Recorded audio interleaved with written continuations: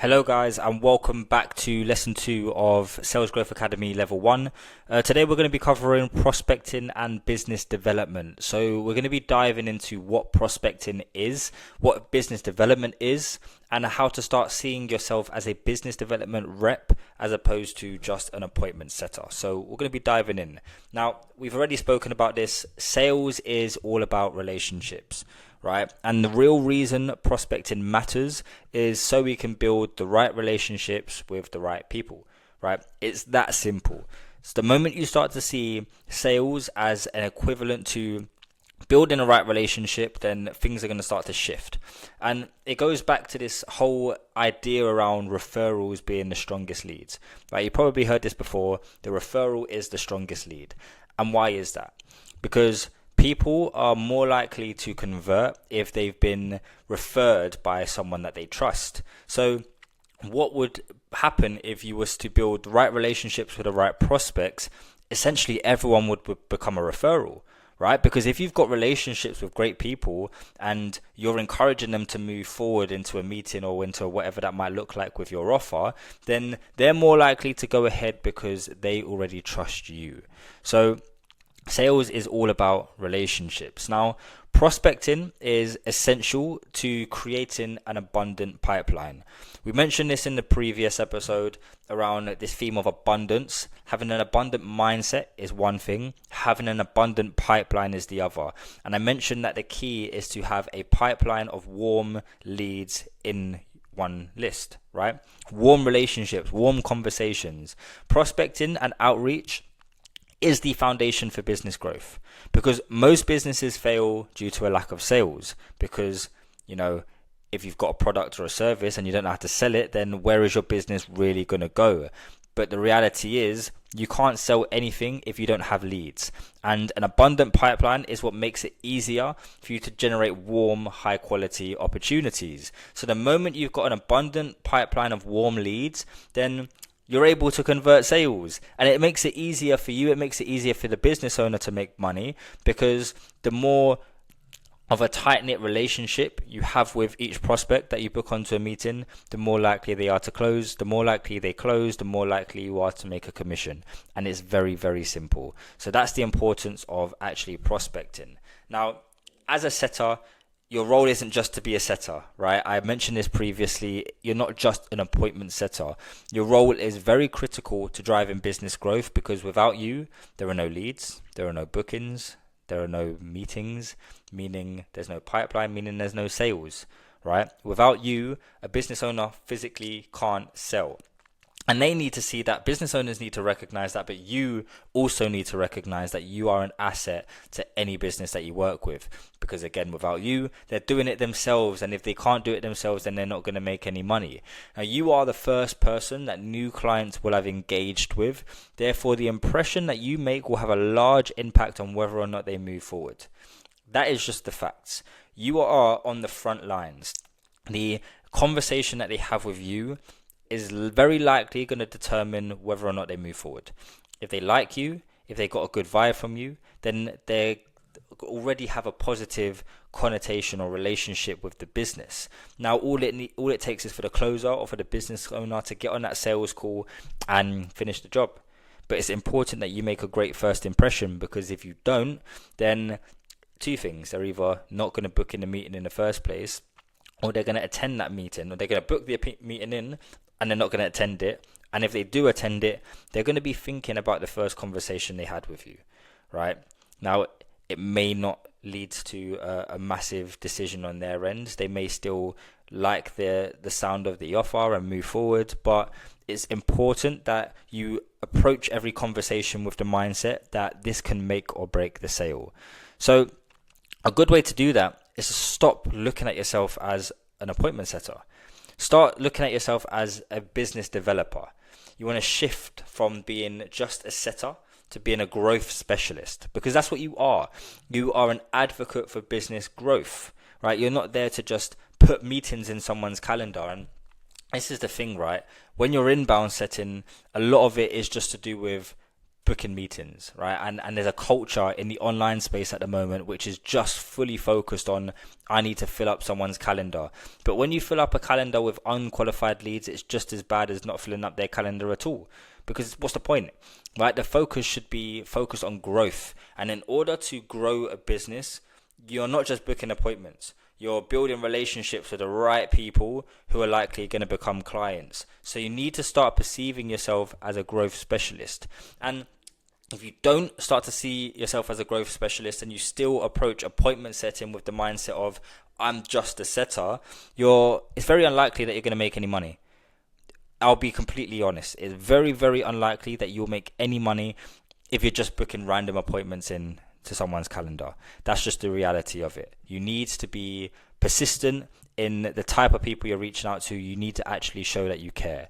So consider yourself as a business development representative or growth specialist. The more nurtured and qualified prospects you bring to the table, the more money you're going to make.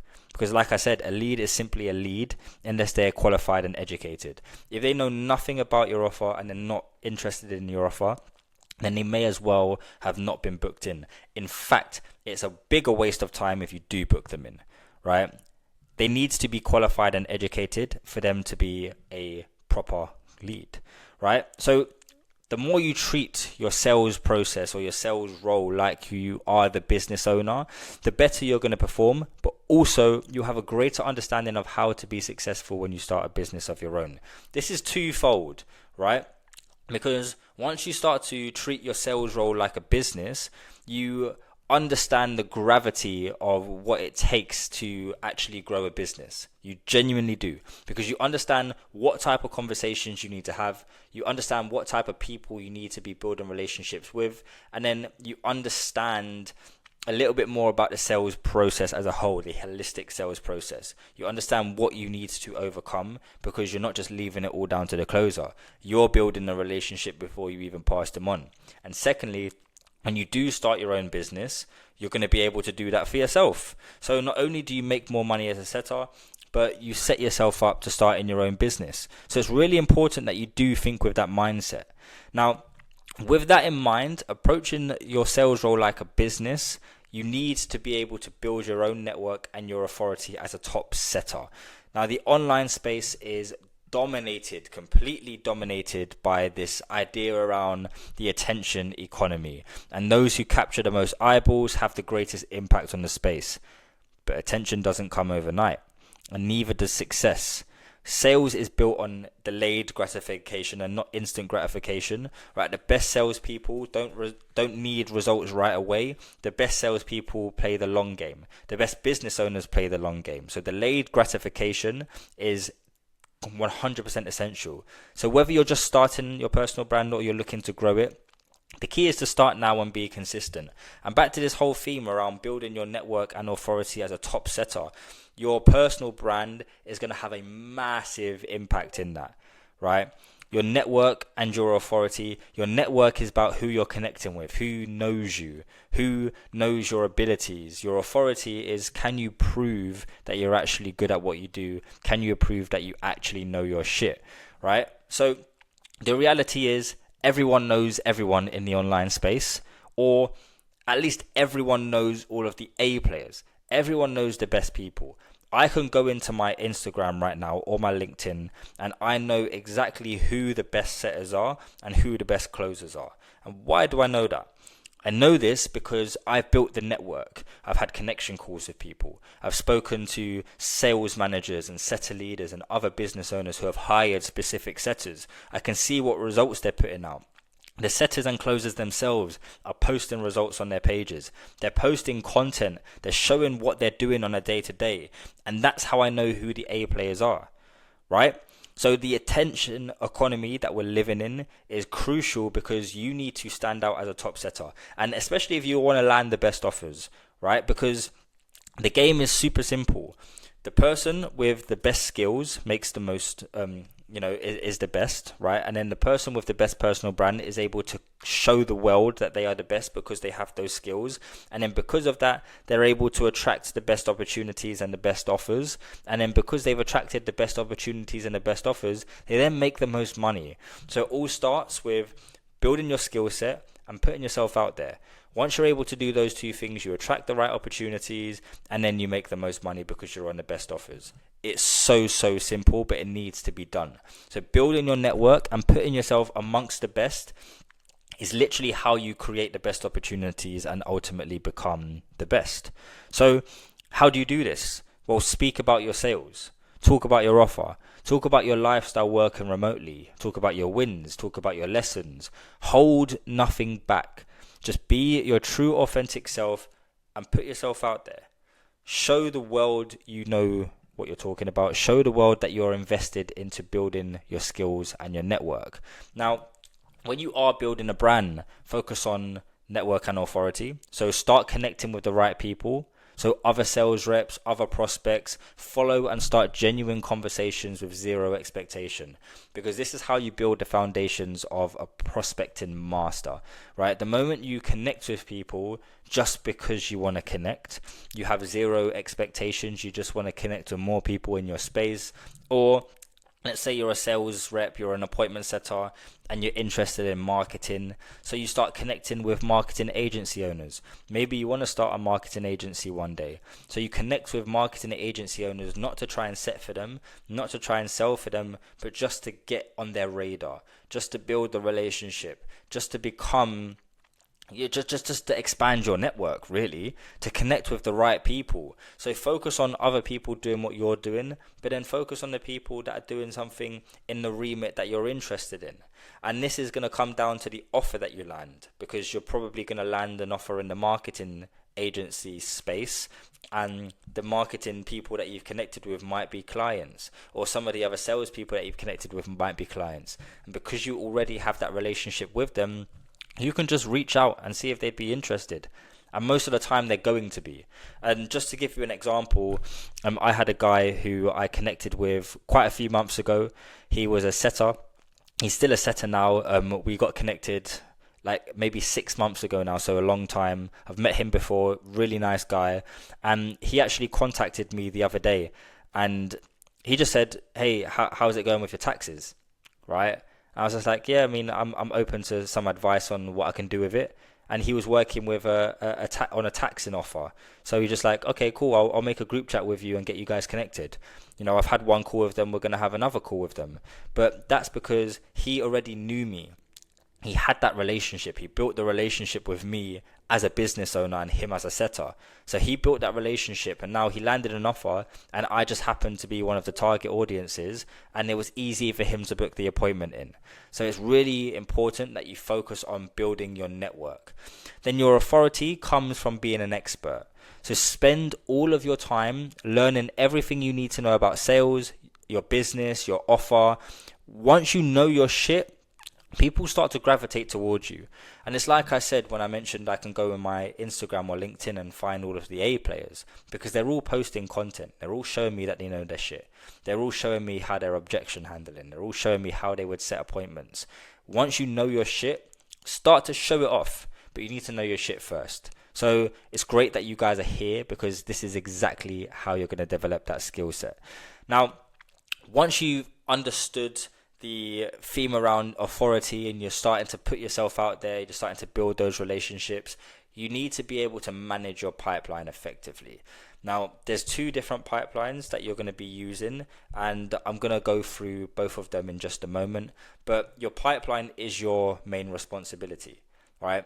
This is where you keep control and you keep track of all of your communications, all of your conversations with all of your prospects. CRM, customer relationship management, these are what you need, right? You need a place to store everything. Now, some of you may be on offers already, and the business may have access to CRM systems like HubSpot, Salesforce, Go High Level, whatever that is. And it's your responsibility as a salesperson to make sure you're looking at that CRM every single day, managing your time efficiently and managing those relationships. But if you don't have a CRM with your offer anyway, these are the 2 CRM systems you need: your outbound pipeline and your nurture pipeline. Now, your outbound pipeline, these are all of the leads that you've messaged overall. So all of your inputs, let's say you're on a KPI of 50 or 100 messages a day, every single person you messaged, needs to be in your outbound pipeline, because this is how you're going to track who you need to follow up with. They're all cold leads, and you just want to store a database of everyone that you've contacted so you can revisit the conversation and you can follow up accordingly. So you want that pipeline to have the name, their contact, the date that you last messaged them, the date you need to follow up with them, have they responded to you, have they engaged, have you sent a Calendly link to them, everything you need in that outbound pipeline. Now, the next is your nurture pipeline. Now, the nurture pipeline is where all of your high potential leads live, right? People you've had positive conversations with, people that you've built relationships with, they're qualified, but they just haven't taken action just yet. Or maybe they have taken action, but they haven't closed just yet. These are the people that you want to stay on top of. You want to keep following up with them. You want to add additional value, share content assets with them, just continuously reinforce that trust, because the goal is to build this nurture pipeline as large as possible. I mentioned in the previous training, you want a pipeline of warm leads. Your nurture pipeline is exactly where you store them all. So build that pipeline as abundant and as strong as possible. So when those prospects are finally ready to take action, you're the first person they think of, because you've been sharing relevant assets with them.